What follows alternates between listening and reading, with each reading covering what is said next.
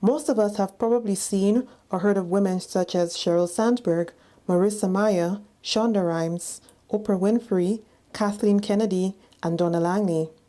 These women have often been portrayed in the media as women who have accomplished a lot in their respective industry. Most of these women are also known for managing well-known organizations and businesses. By looking at all of these images in the media of these women, you might think there is a high number of women in management positions. But is this truly the case?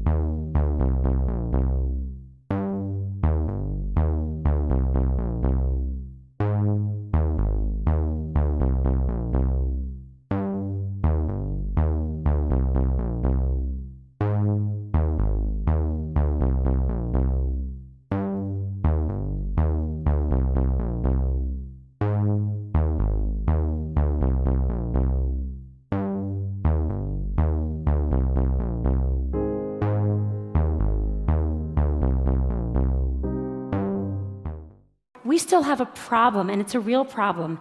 And the problem is this: women are not making it to the top of any profession anywhere in the world. The numbers tell the story quite clearly.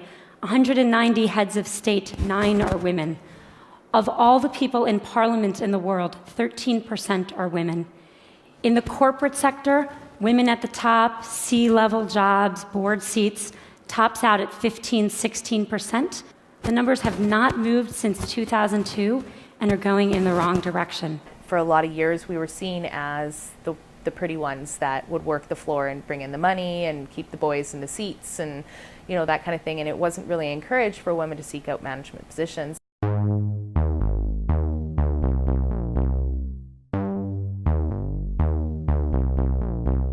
are a lot of men who are really very, very supportive and helpful to women, but sometimes a little bit more of the male aggression and the chest beating gets in the way.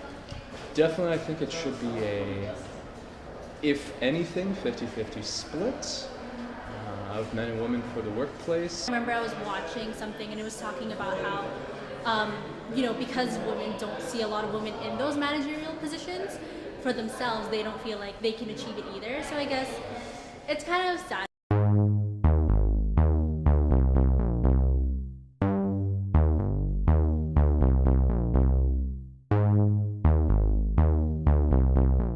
While I grew up in this industry, my mom was a server for my entire life growing up. My first job was folding pizza boxes in the restaurant that she worked at. I think I was 6 or 7.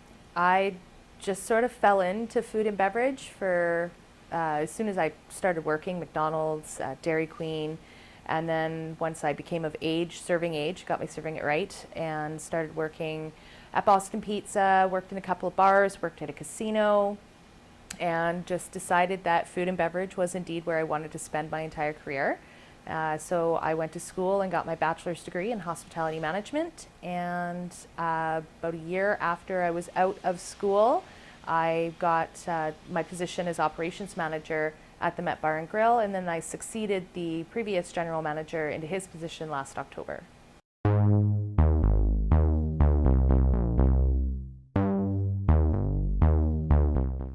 Connecting, making connections with people. I watched the previous general manager, who was male, have almost a fraternal relationship with reps from different beer companies and liquor companies, and I sit down with these people and they want to talk about family, and I have no problems doing that. I have a family, I'm very happy with them and love talking about them, but it's completely different. With the previous general manager, they would talk about sports and they would laugh, and their meetings would take, you know, an hour, and it was just leisurely and really fraternal, and I don't have that.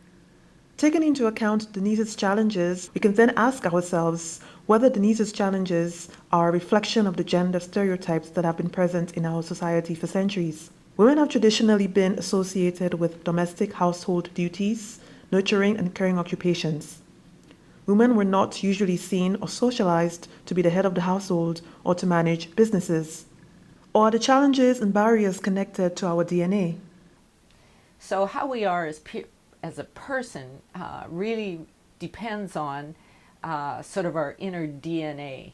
You know, you think of some very masculine men and you think of some very feminine females. Sometimes, you think of men as being more aggressive, more risk takers, and women being more the supportive role. The barriers are, I suppose, almost inherent or innate in people. Or does the media have a role to play? I'm sure most of us have seen several television shows or movies that portray the female boss as someone who is crazy, hormonal, or overly aggressive.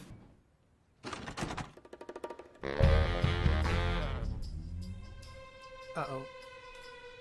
Do you have a seat, Dale?